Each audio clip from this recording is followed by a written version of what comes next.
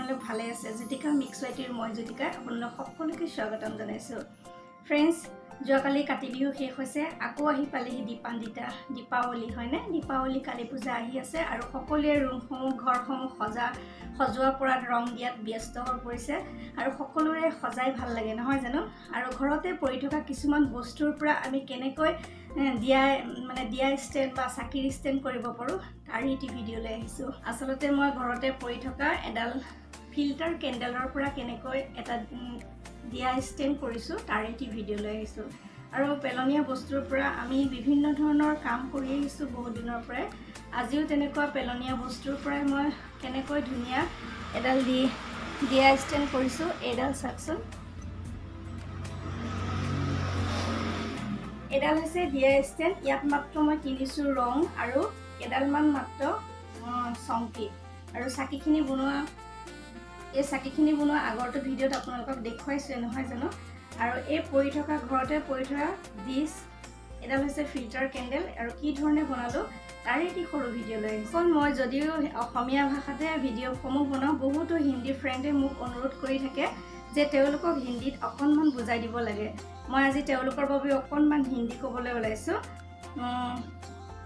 मेरे फ्रेंड सभी लोगों को हार्दिक शुभकामनाएं ये देखिए मेरे हाथ में एक दिया स्टैंड है ये स्टैंड घर में पड़ी रहने वाले कुछ सामान से मैंने बनाए हैं सिर्फ यहाँ पर मैं चौकी ये जो माइका है ये खरीद के लाई हूँ और ये तो दिया खरीद में मिलता है थोड़ा कलर खरीद के ले आया हूँ और ये है पड़ी रहने वाली वो फिल्टर कैंडल और ये तो एक बोतल है घी का डिब्बा ऐसे ही मैंने कैसे बनाया आप लोग देखते ही समझ पाओगे फ्रेंड्स তেনেহলে আহকচোন ভিডিওটোৰ মাজলৈ যাওঁ মইনো কি ধৰণে এই দিয়া ষ্টেণ্ডডাল বনাইছো একেবাৰে সহজ মই আগৰ ভিডিওটো যোৱা বছৰ ভিডিওটো দেখুৱাইছিলো কেনেকৈ ঘৰতে পৰি থকা পুৰণি খৰাইত দিয়া ষ্টেণ্ড বনাইছিলো কেনেকৈ ধুনীয়াকৈ সজাইছিলো অকণমান বাৰু লগাই দিম কেনেকৈ পানীৰ চাকি বনাইছিলো বিভিন্ন ধৰণৰ ভিডিও আছে দেৱালীৰ আপোনালোকে সেই ভিডিওসমূহ নাইছা যদি চাব মই কেইটামান ডেসক্ৰিপচনত লিংক দি থম বাৰু আৰু আজি আহকচোন এই দিয়া ষ্টেণ্ডডাল কি ধৰণে বনাইছো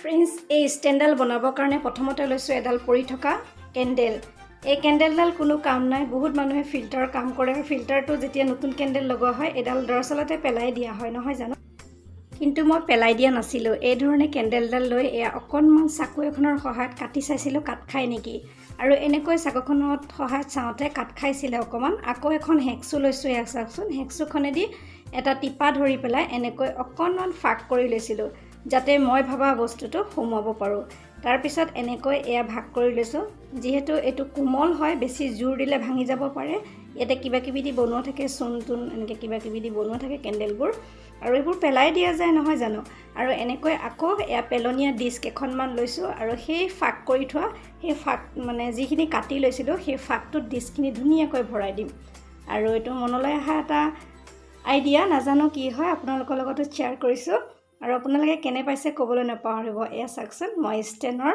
এই অকণমান ষ্টেনৰ দৰে কৰি ললো আৰু কি কৰোঁ চাই থাককচোন ভিডিওটো আৰু লম এটা চিচাৰ বটল মানে ঘিৰ বটল আৰু গ্লুগানৰ সহায়ত এই ডিস্কসমূহ ধুনীয়াকৈ লগাই ললো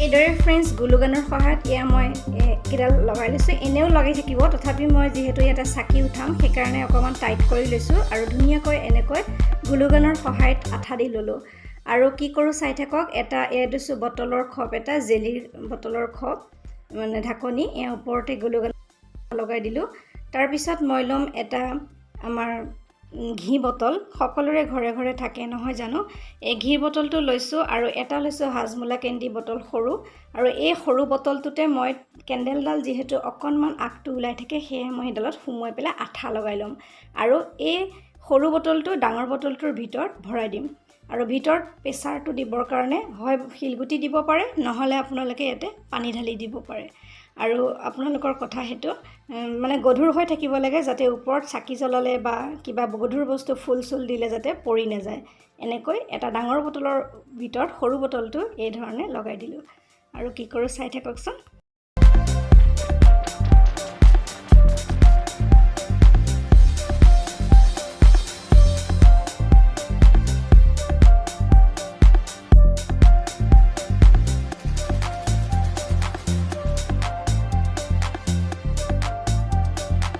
ফ্ৰেণ্ডছ, তলৰ যিটো ঘি বটল লৈছিলোঁ তাতে অকণমান ৰং দি এনেকৈ ৰঙীন পানী দি দিব পাৰে, তেতিয়া আৰু ধুনীয়া লাগিব দেখিবলৈ। আৰু ইয়াতে এয়া অকণমান ৰং গুলি পেলাই মিলাই দিছোঁ। আৰু ইয়াৰ ওপৰতে সেই সৰু বটলটো ভৰাই থোৱা ষ্টেণ্ডডাল মই ইয়াতে ভৰাই দিম। আৰু তেতিয়া এটা তলৰ পৰা ধুনীয়া ডিজাইন উঠিব। এনেকৈ এয়া পানীৰ ওপৰত সৰু বটলটো উঠাই দিলোঁ।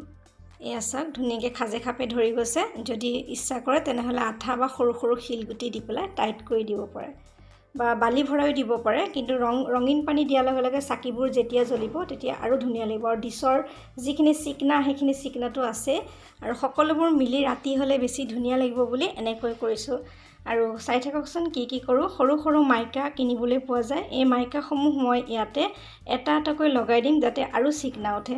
যিমানে আমাৰ লাইটিংবোৰ মানে পোহৰ হ'ব, সিমানে আমাৰ সেই মাইকা আৰু ডিছৰ পোহৰ এই সকলো মিলি ধুনীয়া এটা পোহৰ হ'ব। আৰু এনেকৈ গ্লুগানৰ সহায়ত মই মাইকাসমূহ লগাই দিলোঁ। আৰু এটা ধুনীয়া আমাৰ চাকিৰ ষ্টেণ্ড ৰেডি হৈ গৈছে।